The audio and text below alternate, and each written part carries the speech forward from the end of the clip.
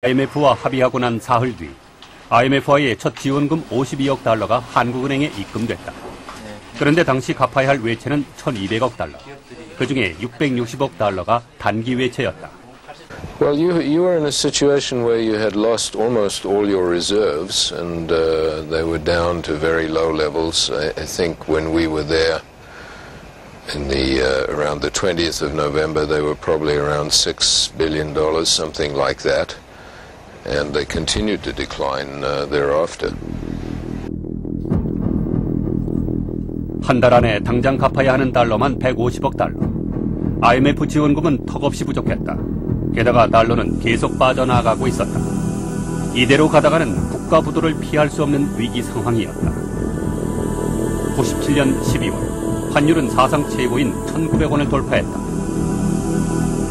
그리고 한국의 국가 신용 등급도 급격하게 떨어졌다. 평일이면 텅텅 비다시피 했던 매장이 갑자기 장바구니를 든 주부들로 꽉 들어찼습니다. 국민들 사이에 불안 심리가 확산되기 시작하면서 생필품 사재기 소동이 벌어졌다. 정부는 국가 부도를 막기 위해 미국, 일본 등 우방국들에게 급전을 요청했다. 그러나 미국의 주요 언론들은 한국의 위기가 태국보다 훨씬 더 심각해질 것이라며 미국 정부의 지원을 반대했다. 워싱턴 포스트 12월 11일자는 한국의 자금 차관 제안을 명확히 거절하며 한국은 구조조정의 약속을 지켜야 한다는 미국 정부의 입장을 보도했다.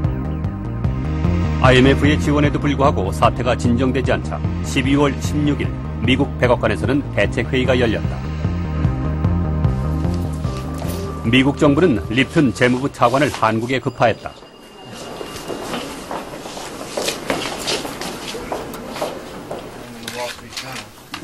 당시 김대중 대통령 당선자는 미국 정부에게 IMF와의 합의를 이행하겠다고 밝혔다. 신정은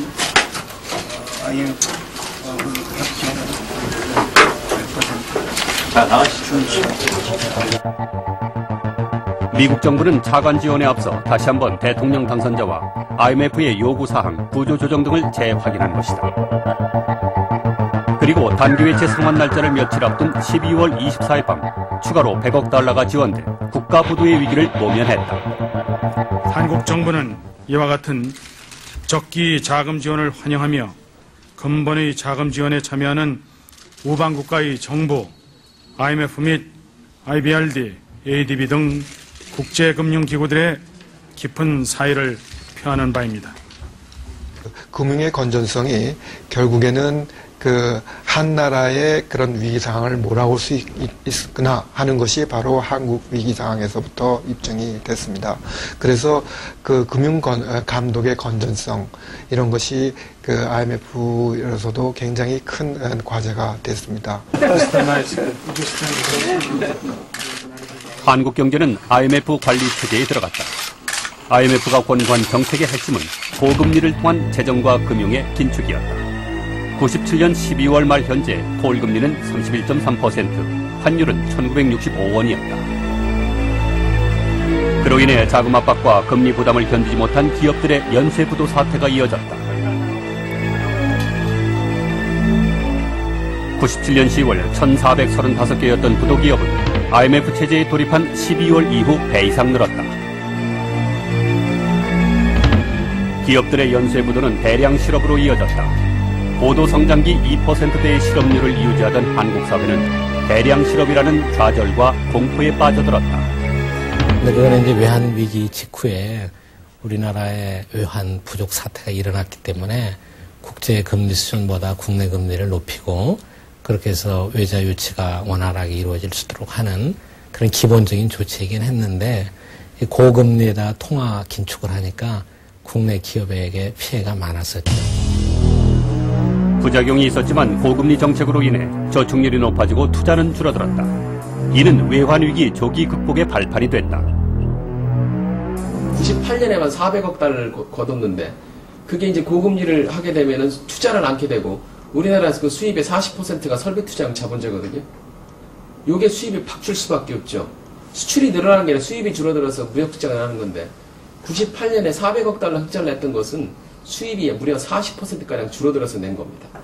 극복에 도움이 되는지 궁금합니다. 그리고 98년 1월부터 시작된 금모으기 운동은 해외 투자자들에게 강한 인상을 심어주면서 신뢰 회복의 계기를 마련했다. 평범한 시민들이 나라의 위기를 구한 것이다. 사후가 해준 금이고요. 네. 이거 가락지 다 빼시고 손이 너무 허전하지 않으세요? 아, 허전하려면 안 나오지. 이거 찌고 한 것을 그냥 배고프면 못 할 것이오. 아유, 예. 개인은 부자고 나라가 가난한 게 부전히 다 내놔서 갚아야. 예, 아유, 고맙습니다. 네. 예. 한편 정부는 외환위기의 주요 원인이었던 단기 외채를 중장기로 전환하는 데 주력했다. 그리고 400억 달러를 확보하면서 일단 급한 불을 끄는 데 성공했다.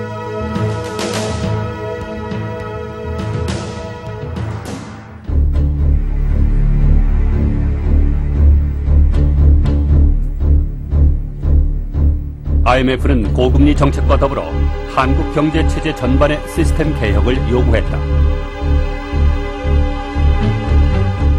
그것은 30년 고도 성장 과정에서 축적된 부실을 정리하고 시장을 개방하여 기업 경영의 투명성과 글로벌 스탠다드를 도입하라는 요구였다.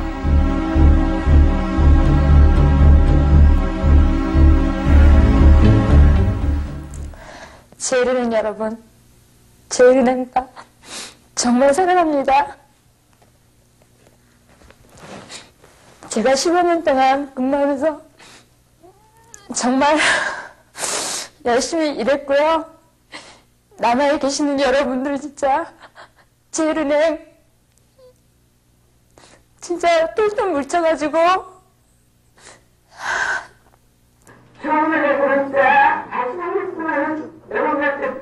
IMF 체제에서 가장 큰 개혁 요구를 받은 곳은 우선 금융권이었다.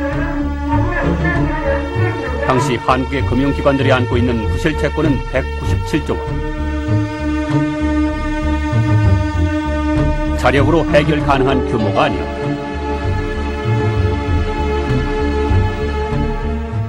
IMF는 긴급 자금 지원의 조건으로 부실 금융기관들을 정리하고 금융 감독 기능을 강화하여 자본시장을 개방할 것을 요구했다.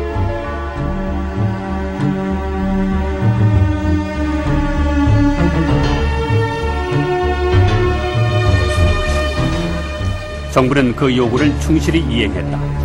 97년 12월에는 먼저 외환위기의 주범이었던 부실정금사 14군데에 대한 영업정지 처분을 내렸다.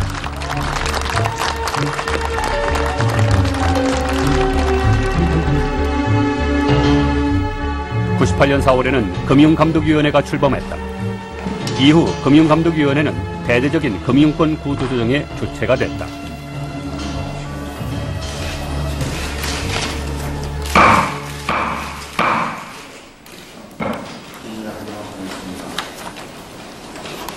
일반적인 규제는 굉장히 완화했지만 건전성 규제, 금융기관의 건전성 규제는 강화를 해야 되는데요. 그런 것이 미진했던 것이 가장 큰 금융위기가 받은 가장 큰 원인입니다. IMF가 국제금융기관은 금융위기가 도달하기 전에는 우리나라는 금융감독기관은 아주 소홀한 부분도 많았고요. 6월 29일에는 5개 시중은행에 대한 퇴출 조치가 취해졌다.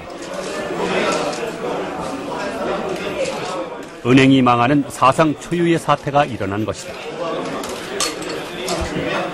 정상화의 가능성이 희박하다고 판단된 동화, 동남, 대동, 충청, 경기 등 5개 은행에 대해서는 오늘 이후 모든 영업